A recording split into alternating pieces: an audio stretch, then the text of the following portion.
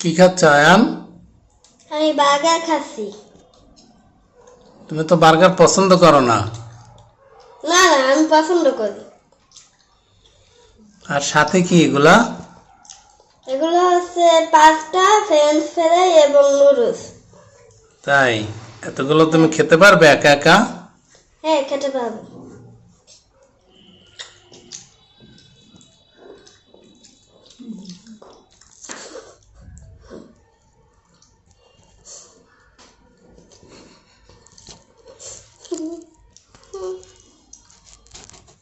এগুলো কি মজা লাগে?